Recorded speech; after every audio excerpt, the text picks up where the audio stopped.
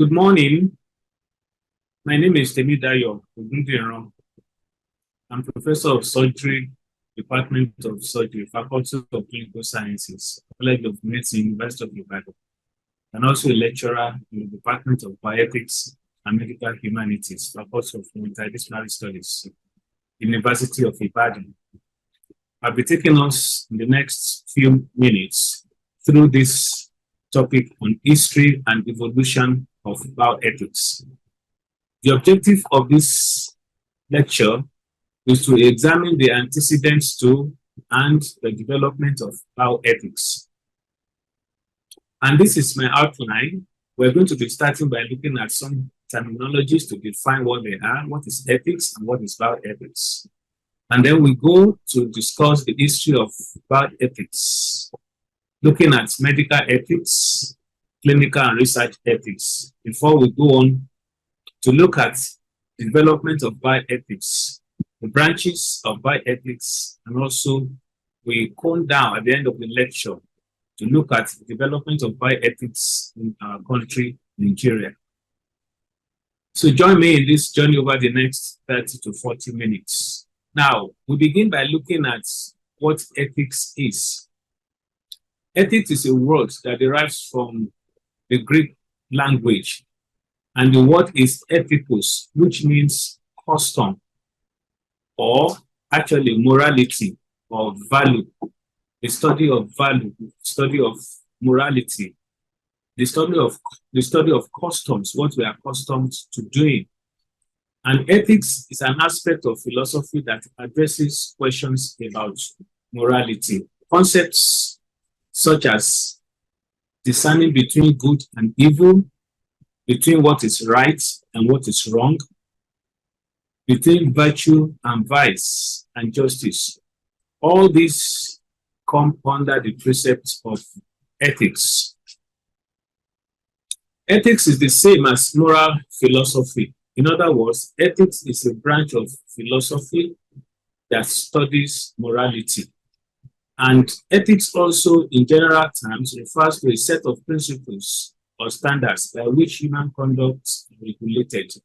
So in other words, we can look at ethics, number one, as morality, the study of morality. And in the application of ethics, we look at ethics as the principles or set of principles or standards by which human conduct is regulated. And so ethics is a set of values or principles or beliefs that guide the behavior of a specified group. And by this, we mean different professional groups: business ethics, engineering ethics, health administrators, medical ethics, ethics of lawyers, ethics of monks, and so on and so forth. So the set of values or principles or beliefs that professionals have subscribed to, that is also referred to as ethics. Therefore, we see ethics as a systematic study of the fundamental principles underlying our morality. So in ethics, we look at what is morally good or bad. And also furthermore in ethics, the study of it, the systematic study of it, is what is referred to as ethics. Why morality is about behavior and character, values and norms. The study of morality, the study of all these values and norms and issues come under the purview of ethics. Now, ethics and morality are close and they are related. And the relationship between them is likened to that between logic and thinking and between theology and religion. One is the basis of the other. For example, now theology is the study of religion. Now, there are branches of ethics that we need to be familiar with. We have three branches. The first branch is normative ethics, which is also referred to as prescriptive ethics. And in normative ethics, we make moral judgments. We proclaim that something is right or wrong. So normative judgments or ethics deal with value judgments. indicating whether something is good or something is bad or something is right or wrong. And we can look at so many examples from our contemporary life and also from our clinical practice.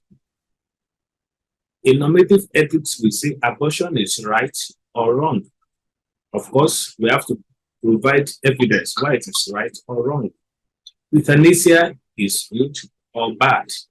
We have to provide evidence to support the assertion we hold on to whether it is good or bad. So in normative ethics, we make value judgments.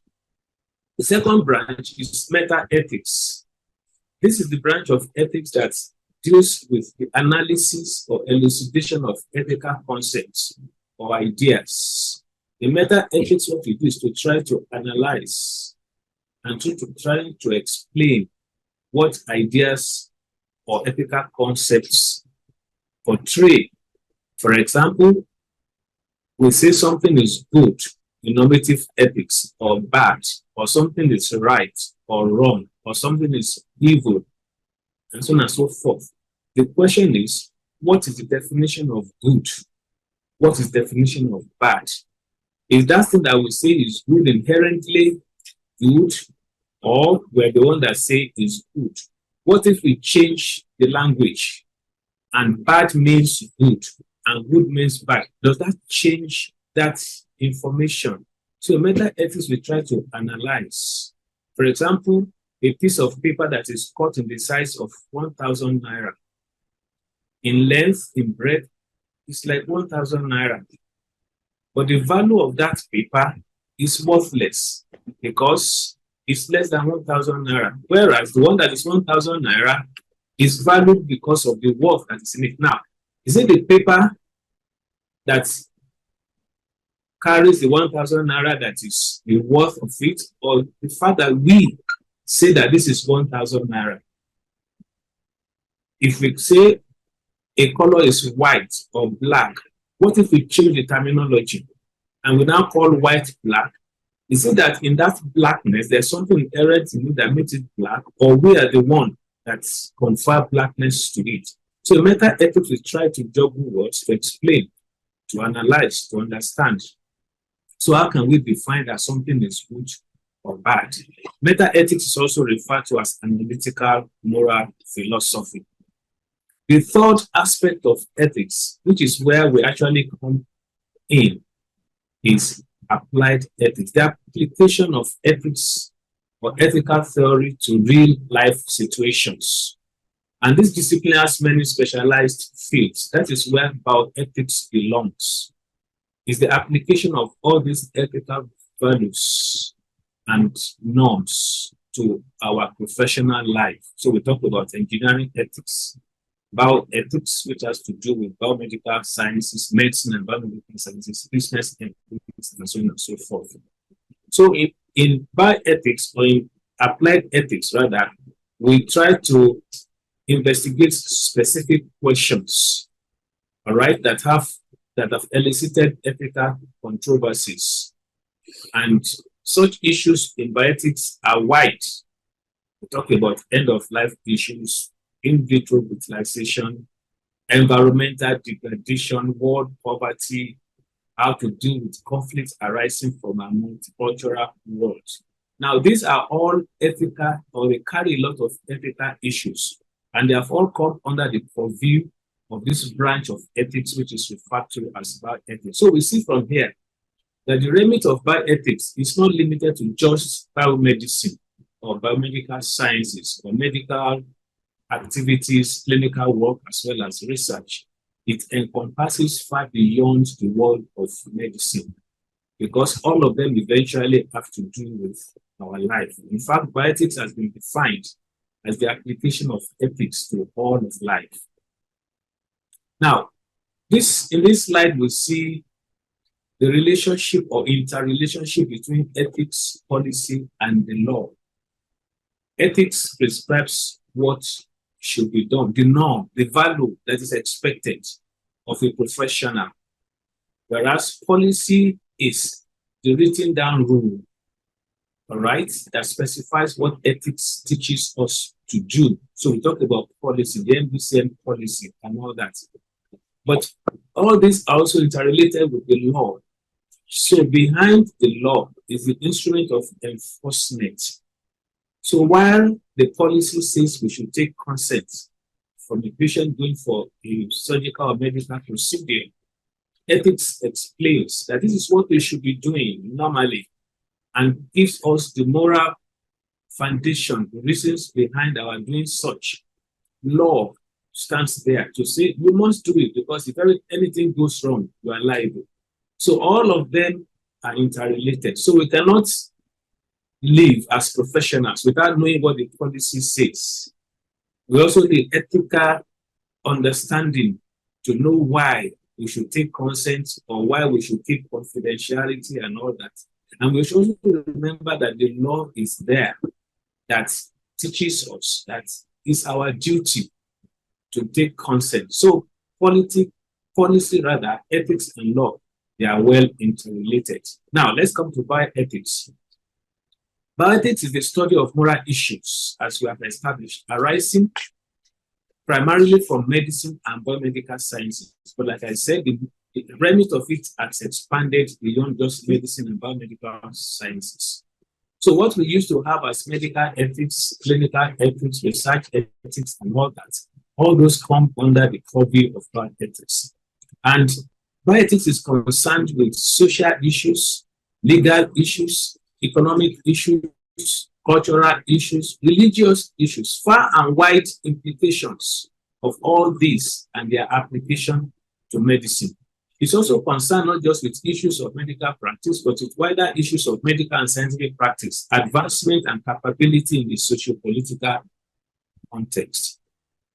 It has developed alongside medical ethics as a complementary and often developing area of inquiry. Of course, what we used to know before was medical ethics, but medical ethics is just one branch of bioethics today. And that has also enhanced development of health ethics as we know it today. Now, let's look at some history of bioethics. I put bioethics in hiding because I wanted to distinguish between what we now call bioethics today and what we used to know before, which was actually ethics, but ethics applicable or applied to biomedical sciences and practice. So we look at medical ethics, some history of medical ethics, ethics in medicine, medical practice. We look at some past history of research ethics as well as clinical ethics before we look at other aspects of bioethics. Now, in the ancient history of ethics in medicine, in the centuries before Christ's era or before the common era, as it is called today, in about 2700 BC, in the third dynasty of Egypt. The history of Egypt tells us that Egypt has existed in dynasties, first dynasty, second, and then we're talking about the third dynasty. And in this dynasty, the physician then, the ethics that guided their practice, prescribed physicians, clinicians, to have an expectant attitude and trust in nature's healing, and to be observant of the patient's condition, meaning that they should be observant of the totality of the patient, not just the clinical condition of the patient. And Hippocrates, that we ascribe the fatherhood of medicine to in 400 before Christ's era, also said that give no deadly medicines, only benefit the sick and maintain confidentiality. So we see some ethical issues from here that medicine can kill. Therefore, it is ethical to weigh between life and death to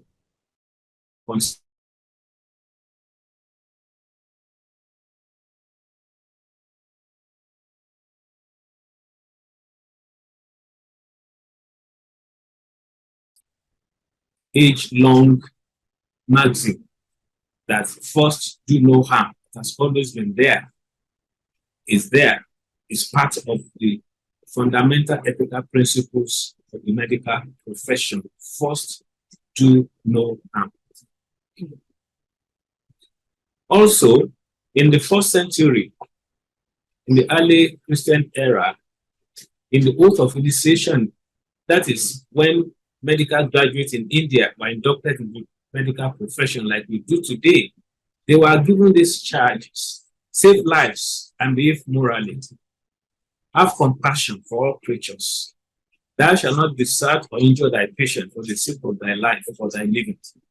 Thou shouldest speak words that are gentle, pure, and righteous, pleasing, worthy, true, wholesome, and moderate. These espouse ethical principles that we teach today, and these are very germane. So they've been there right from the beginning. In the 3rd century, in the oath of Asaph, those of us who read the Bible, they've come across this name in the Bible. From the book of Asaph the physician, the oldest Hebrew medical text, this ethical principle has been enunciated: serve the poor and the needy, heal them. Now, the word there that connotes ethics is serve the poor. So, as doctors, we're also serving the poor and the needy, and then we're healing them. So, our service to them goes beyond just the prescription of drugs and therapy. It takes the patients in totality, looks at their economic, socio-economic background as well.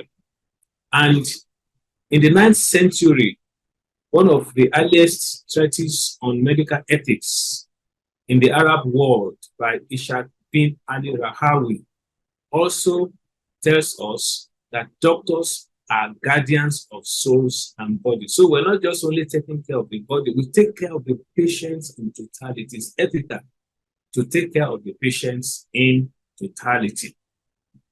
Now, what about when we come to the Middle Ages? We also have other ethical principles that have been enunciated in the Jewish daily prayer of a physician by Maimonides in the 12th century, a Jewish physician in Egypt. He wrote, "Don't let desire for profit, fame, or admiration interfere with your work." These are ethical issues. And the 14th century, in the Ming dynasty, Ming actually refers to China. China also has existed in dynasty, and the old name for China is Ming. In the Ming dynasty, we come across this: appreciate the value of life, rescue the dying, heal the wounded, acknowledge that all patients are equal to the physicians. All these are ethical values and ethical principles that have been initiated right from the past ages. Now, so what's the summary of these ethical principles as found in the ancient times? Number one, do no harm to your patients. Be observant, be kind, be respectful. It's ethical as a physician, as a clinician, to be observant of the patient with her condition, to be kind and respectful to them, and to respect their fundamental human rights. Behave morally, behave ethically, have compassion. Do not allow a desire for profit or fame to affect your judgment. And also, the patient is always equal to the physicians. We should put ourselves in the situation of the patients and do unto them as we want others to do unto us. Now, we've talked about ancient ethics in medicine, whereas in the contemporary medical ethics, we have been able to bring all these ethical principles of the time beyond, or behind rather, together. And today, medical ethics, contemporary medical ethics, is far more advanced than what it used to be. And it became a central hub around which the practice of health sciences revolves since the time of Hippocrates.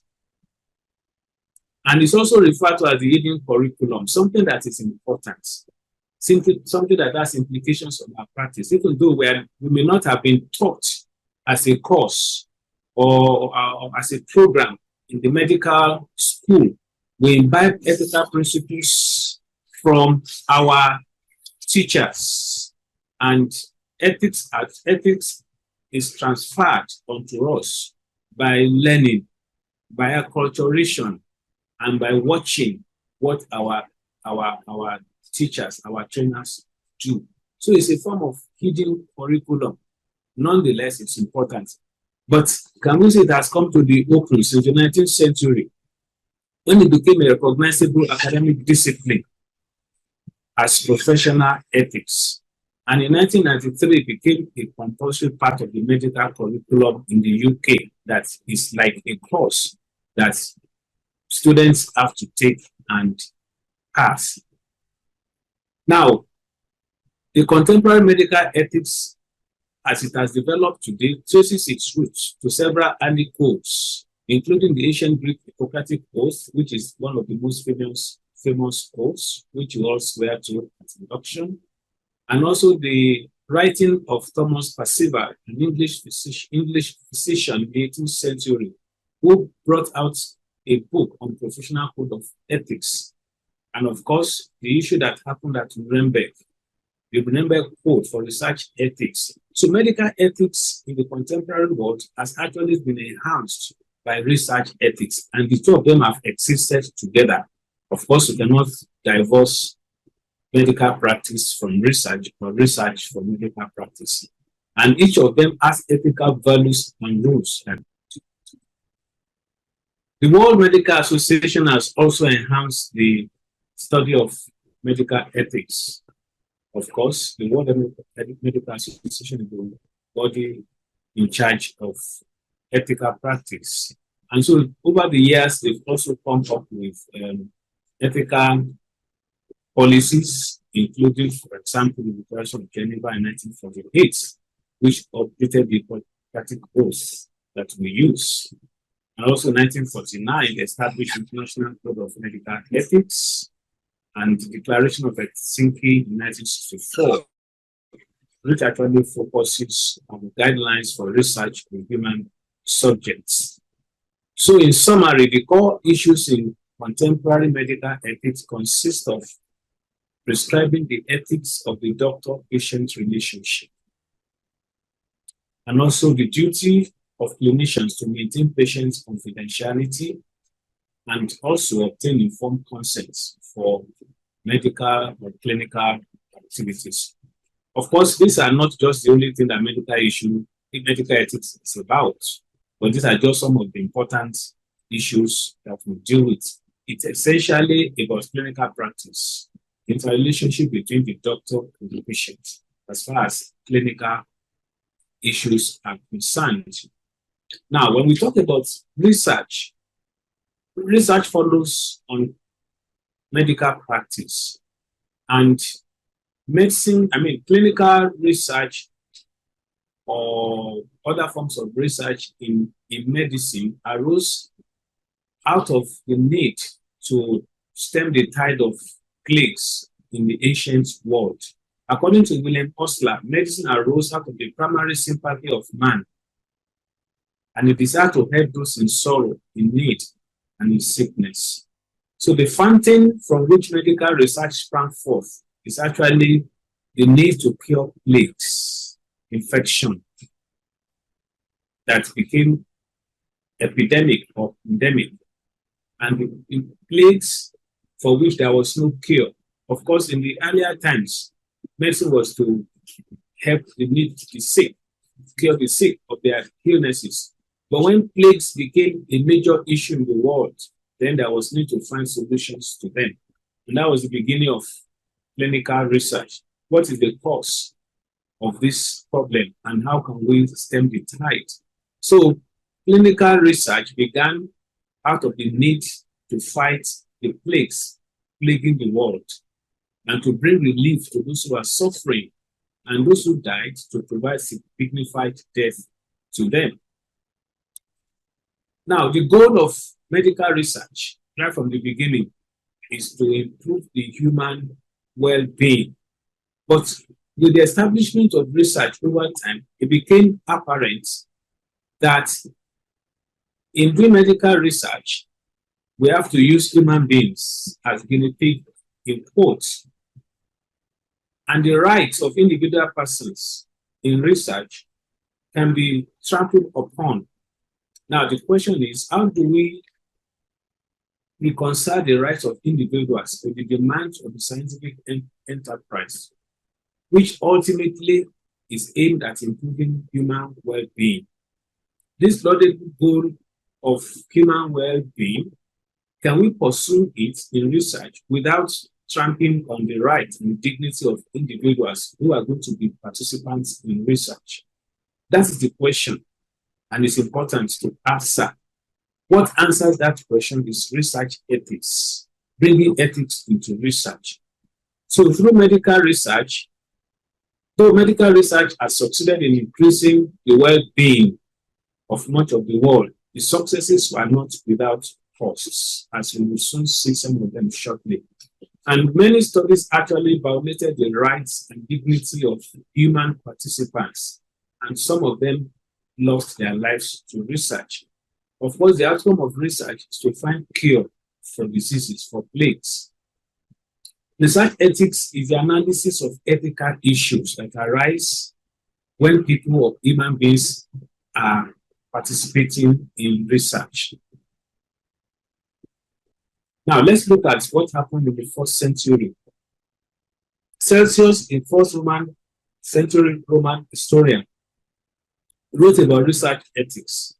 He justified experiments on condemned criminals on the following grounds. It is not cruel to inflict on a few criminals sufferings which may benefit multitudes of innocent people through all centuries. Here we already see a philosophical principle being enunciated. That is the principle of consequentiality, the principle of consequence, the principle of the fact that you can inflict injury on a few people if multitudes of people are going to benefit from it. And the first research participants in the ancient times were criminals who were inflicted some sufferings, and then some learning, studying of their situation will enhance the treatment of patients. Now, this principle, as enunciated by Celsius, reflects an imbalance between the two goals of research. On one hand, medical progress, finding cure for plagues and then diseases. On the other hand, the protection of the rights and welfare of human subjects who are used in finding this cure for diseases and for plagues. In this type that has been cited, a concern for medical progress is made to override a concern for human welfare and protection. Now, following this first century assertion by Celsius, many things followed in sequence aimed at finding cure for plagues and for diseases ravaging the world. And so many experimentation took place in the past. There will be no time to go through them one by one, but what we have here is just a summary of some of a catalog of the experimentation with human beings as research participants right from the ancient times. There were some that took place before the World War, examples of which include studies to find out the causes and the care of chickenpox, syphilis, gonococcal infection, yellow fever, scarlet fever, and so on. In many of this research, in many of these experiments, human beings were inoculated with secretions from those who were infected. Of course, they didn't know what was the cause of these diseases, and they had to find the cause. And the only way of finding the cause, one way, was to inoculate normal human beings without such diseases with secretions from the people, and finding out if in any way they were also going to develop these diseases. So a lot of inoculations occur.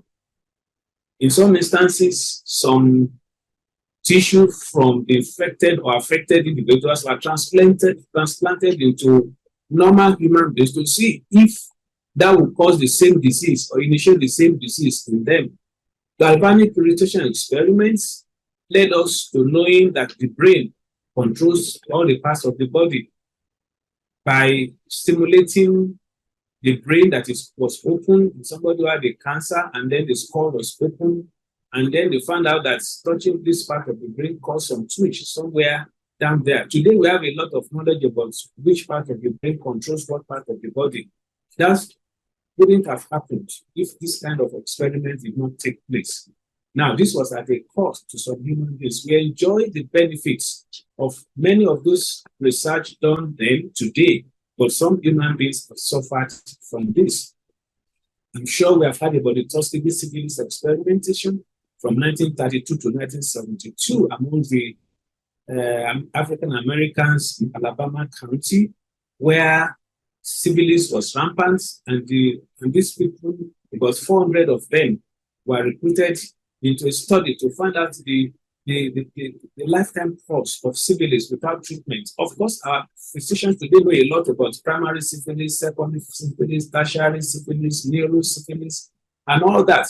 Now, this information came from this type of study, but then some African Americans suffered some deprivation of their rights, and some actually died without treatment, even when penicillin was discovered as a cure. We have so many other listed there. The Nazi German war experimentation, thousands of concentration camp prisoners who are subjected to brutal and inhuman experimentations. Some of the findings from their work today is useful, but then some people have suffered through the ages. The 1950 Willow Book study of the deliberate exposure of children and youth to hepatitis, the thalidomide tragedy. In 1963, the Brooklyn Jewish Chronic Disease Hospital experiment with liver cancer cells on elderly patients, where they transplanted some of their cells to other people, finding out if there will be rejection or not. So all this happened. And of course, in Nigeria, in northern Nigeria in 1996, I'm sure we have read a lot about the Pfizer study in northern Nigeria when there was a breakout of cerebrospinal meningitis. But in 1966, Henry Beecher, an American, an anesthesiologist at the Massachusetts General Hospital in Boston, in the US, wrote a paper that exposed so many experimentation or studies taking place in the US and all over the world that actually violated ethical principles. So the release of this paper by Henry Beecher, of course not applauded by the scientific world, actually lent credence to the emergence of paying attention to ethical issues. And it's one of actually the things that gave back to what we now today know as bioethics. So Henry Beecher's publication in the New England Journal of Medicine exposed 22 studies that were done that violated ethical principles. And this brought to the fore the issue of ethics, in addition to other things we are going to be mentioning. So we see that so many standards have occurred, and these standards have led to so many regulations. The Nuremberg Code, the World Medical Association Declaration of Helsinki, the Belmont Report in the US, SIOM's guidelines, the Good Clinical Practice Guidelines or Tripartite Guideline. And of course, in 2007, Nigeria joined the bandwagon of having codes of health research ethics in 2007. And also, of course, many countries in Africa and beyond now have their own ethical principles or guidelines that prescribe what is expected of researchers within the country's jurisdictions. So we see that biomedical research, the primary intent is to produce knowledge. But this research involves human beings who are exposed to risks. A thin line exists between therapy and research, and the quest for knowledge should not override human welfare. That is the remit of bioethics. Before now, the judgment of what is ethical or what is not rested solely in the hands of researchers. They were to be guided by their own conscience. Later on, when it became obvious that conscience was not enough, then there was the need for the oversight of their peers. But with time, it became obvious, as shown from the Nuremberg Code, that human beings peers cannot regulate their peers. Therefore, there was a need for an independent umpire, which gave rise to what we now call as research ethics committees today, taking the oversight function completely away from the arms of researchers and giving that duty to an umpire that is independent of the research to look at the ethical issues that will affect human participants. Therefore, managing the conflict between scientific and protective goals of research participants is the mandate of research ethics committees. So what are the issues in research ethics today? This with human research participants protection. That is the main remit of research ethics, to protect human participants in research. Research must be done. Without research, there will be no progress. But research is fraught with dangers and harms to research participants. How can we continue to do research, which is necessary, and at the same time protect the research participants' rights and dignity? That is the remit of research ethics. Research ethics also deals with regulatory issues, regulating research, issue of informed consent, minimizing risks, exploitation, enhancing compensation for research participants, and ensuring standard of care so that those who are involved in research, they are not subjected to care that is less than standard that is already known. Independent review of research protocols by research ethics, responsible conduct of research and research misconduct issues, data acquisition. Of course, research is about data, and research rests on data. So how do we acquire data legitimately, legally, ethically, and appropriately? Because false data will produce false outcome. How do we store data? Data management, conflict of interests, publication issues, all these come under the purview of research ethics. So what are the key players in research protection programs? Institution officials, REC, that is researchers committee members, investigators, research staff, even funding organizations, data monitors, sponsors, regulatory bodies, the institution, the government. So key players are quite diverse in human research protection program because of the importance of protecting human beings from research harms, not wanting what has happened in history to come again. So we see this to some extent that bioethics has developed because of the need to pay attention to ethics in biomedical research, consequent upon the set of standards that have occurred, which has led to a branch of ethics referred to as research ethics. Beyond that, or besides that, is the advancement in medical technology. Over the years, as we all know, technology has come into medicine in a powerful way. We do organ transplantation, we use technology in medicine, but these also are fraught with ethical issues. For example, there are issues, ethical issues in the use of medical technology that are not learned in the medical school, that drugs will not take care of. How do we allocate resources in the ICU to competing needs or competing individuals? Well, there is only one or two monitors or machines in the intensive care unit, and you have 5 or 6 patients. How do you allocate? How do you judge who will give this 2 or 3 to?